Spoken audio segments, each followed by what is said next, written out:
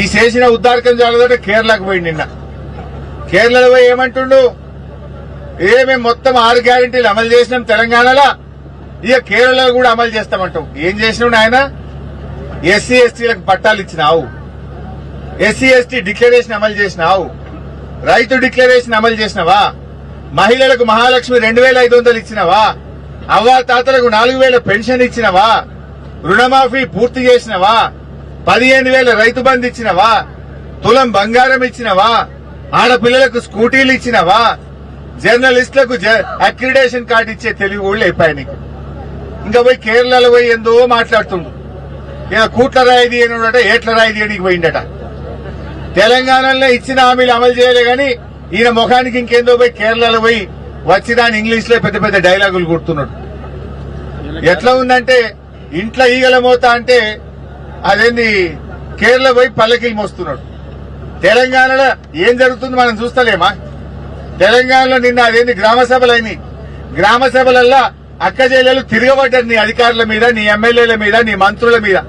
ఏమైంది 4000 పింఛనని అవ్వా తాతలు గ్రామ సభల్లో నిలదీసిను నిన్ను. ఏమైంది మహాలక్ష్మి పైసలు అని చెప్పి అడుగుతున్నారు.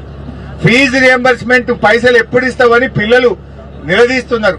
నీ 2 లక్షల ఉద్యోగాలు ఏమైనాయి అని గల్లా పట్టుకుని నిరుద్యోగ యువత ఇవాళ నిలదీస్తా ఉన్నది. మొన్న అసెంబ్లీలో తేలిపోయింది. ఇచ్చింది 16,000 ఉద్యోగాలే రేవంత్ రెడ్డి, చెప్పింది 2 లక్షలు కానీ ఇచ్చింది 16,000 అని మొన్న అసెంబ్లీలో మేము గట్టిగా నిలదీసి బయటకు తీసినాం లెక్క.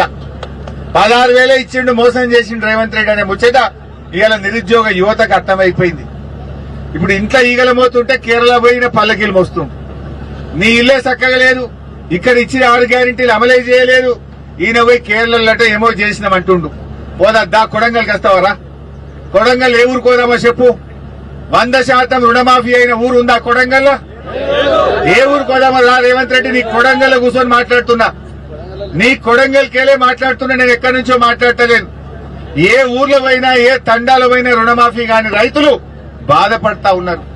నీ మాట నమ్మి 2 లక్షల మీద ఉన్న పైసలు కడితే కొత్త అప్పులైనవి తప్ప ఉన్న అప్పు తీరలేదు. రైతుల అరే రైతు బంద్ చేసే ముఖం లేదు నీకు, నీ తెలివికి. కరోనా వచ్చినా కేసీఆర్ బరాబర్ రైతు బంద్ చేసిండు.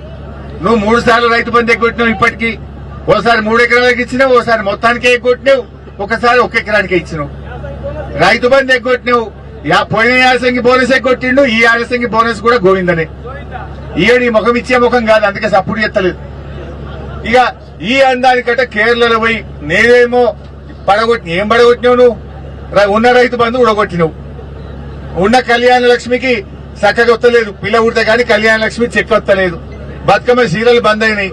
కేసీఆర్ కిట్టు పథకం బంద్ అయిపోయింది. బాయికాడ మున్పటి లెక్క కరెంట్ వస్తలేదు.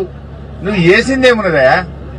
ఉన్నాయి ఉడగొట్టు తప్ప నువ్వు కొత్తగా చేసిందేమన్నా ఉన్నా? అది ఎస్సీ ఎస్టీలకు కనీసం నిధులు కూడా విడుదల చేయకుండా ఇవాళ మోసం చేస్తా ఉన్నావు.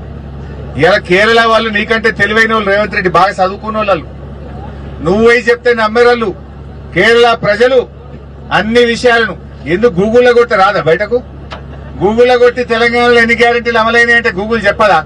మహాలక్ష్మి ఎగగొట్టిండు, ఈయన 4,000 పింఛన్ ఎగ్గొట్టిండు, రైతు బంధు 3 పంటలకు ఎగ్గొట్టిండు, రుణమాఫీ పావులు చేసి భార్య ఎగ్గొట్టిండు అని గూగుల్ చూపియదా రేవంత్ రెడ్డి? నువ్వు కేరళలో చెప్తే నిన్ను నమ్ముతారనుకున్నావు. నువ్వు మహారాష్ట్ర పోయినావు, ఆడ కాంగ్రెస్ ఓడిపోయింది. నువ్వు కేరళ పోయినావు, ఆడ కూడా విక్తుంది. నీది ఐరన్ లెగ్గు. నువ్వు చేసిందేమున్నది? నిజంగా 6 గ్యారెంటీలు చేస్తే చెప్పు. ఏడ మాట్లాడదాం. నేను కొడంగల్లే అడుగుతున్నా. ఏ తండాకు పోదాం, కొడంగల్ ఏ ఊరికి పోదాం చెప్పు. రుణమాఫీ అయిందేమో అడుగుదాంపా. ఏ ఊరికి పోయావు? ఈ కొడంగల్లా ఈ తండాలకు ఈ ఊర్లకు ఇంటింటికి మంచినీళ్లు ఇచ్చింది బీఆర్ఎస్ ప్రభుత్వం కాదా? దవాఖానా కట్టింది మేం కాదా? ఫైర్ ఇంజన్ తెచ్చింది మేం కాదా? కొడంగల్ కోస్గికి ఎన్ని నిధులు తెచ్చిండు మా నరేందర్ రెడ్డి అప్పుడు? ఎన్నో చెక్ డ్యాములు కూడా కట్టినాం.